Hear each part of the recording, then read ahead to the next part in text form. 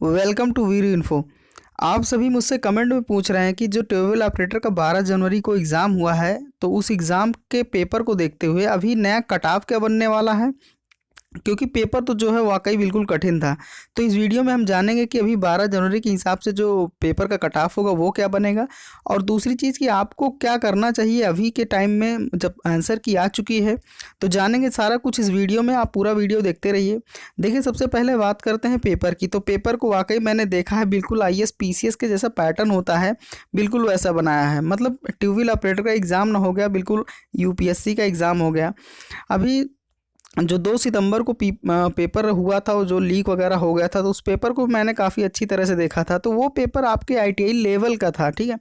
मैं ये नहीं कहता कि ये पेपर आउट ऑफ सिलेबस था, लेकिन ये ज़रूर कहूँगा आउट ऑफ लेवल था। लेवल का मतलब कि थोड़ा लेवल ज़्यादा बढ़ा के पूछा गया था। देखिए, लेवल एक आईटीआई के जो स्टूडेंट होते हैं उनके लिए लेवल बहुत मतलब मध्यम होना चाहिए या मीडियम होना चाहिए, लेकिन इसका लेवल जो है काफ़ी हाई कर दिया था। तो इस हिसाब से इसका कट ऑफ बहुत डाउन हो गया है। इसमें से अगर 10-12 क्वेश्चन को अगर छोड़ दें, ठीक है, तो कुछ इसमें सारे क्वेश्चन ऐसे थे कि एक ही क्वेश्चन में आपके 4 से 5 क्वेश्चन पूछ लिए गए थे। मतलब आपको चीज़ें अगर 1-2 पता है तब तो आप क्वेश्चन कर ही पाएंगे। यदि आपको जैसे समासी पूछ लिया, अब समास में मान लीजिए पहले क्या क्वेश्चन होता था कि एक समास के बारे में पूछा, मान लीजिए कि द्वंद्व समास पूछा, तो द्वंद्व समास के बारे में आपको पता है तो उससे क्वेश्चन आता, वो क्लियर हो जाता। अभी इसमें ऐसा पूछा था कि उसी में बहुब्रीहि, तत्पुरुष, अव्ययीय, द्वंद्व, जो भी जितने समास हैं, तो अगर आपको सभी समास नहीं पता है तो वो क्वेश्चन एक क्वेश्चन नहीं कर पाएंगे। बिल्कुल मतलब आईएएस का पैटर्न मैंने देखा है।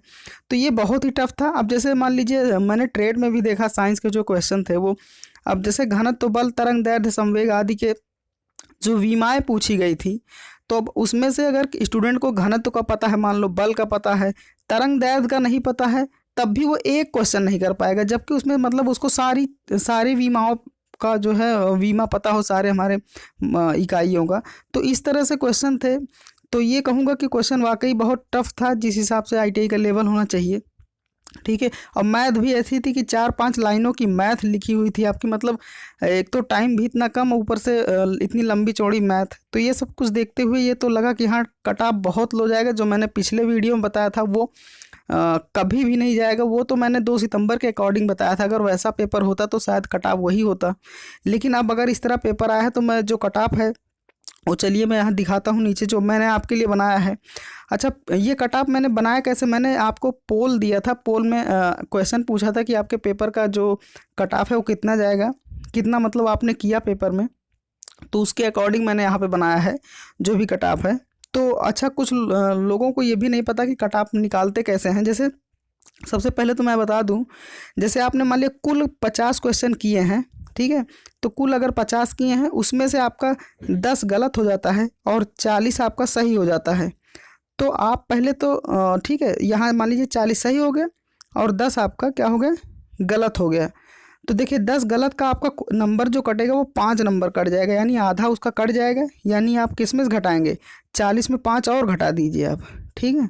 40 में 5 और घटाएंगे तो आपका कितना बचा, 35।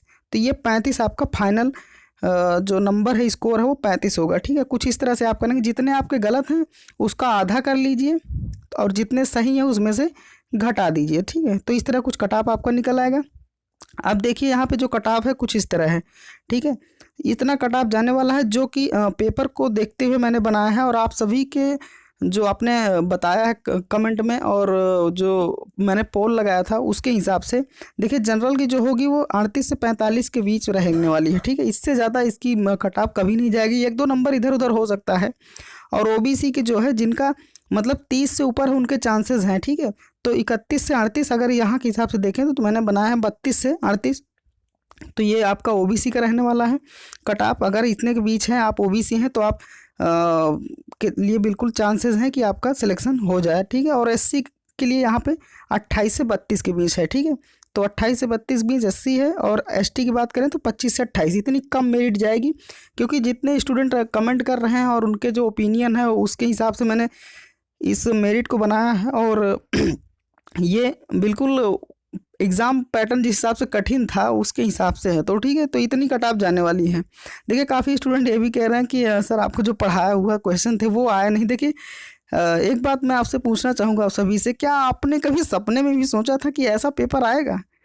जब आपने नहीं सोचा था तो मैं मतलब उस चीज़ को कैसे एनालाइज़ कर पाऊँगा कि इस तरह पेपर आएगा तो मुझे इस तरह पढ़ाना चाहिए। तो मैंने तो बिल्कुल आपको 2 सितंबर के अकॉर्डिंग जो चीज़ें बताई थी, अगर वैसा कुछ आता तो आपका ट्रेड का मोस्टली क्वेश्चन मिल जाता। मैंने जनरली आपका ट्रेड ही पढ़ाया है और हिंदी वगैरह जो है बहुत कम ही, ट्रेड पे मैंने ज़्यादा फोकस किया था। तो लेकिन देखिए क्वेश्चन कुछ इस तरह आए हैं कि आपने भी उस तरह कभी सपने में नहीं सोचा था कि शायद मेरा इस तरह पेपर होगा ट्यूबवेल ऑपरेटर का।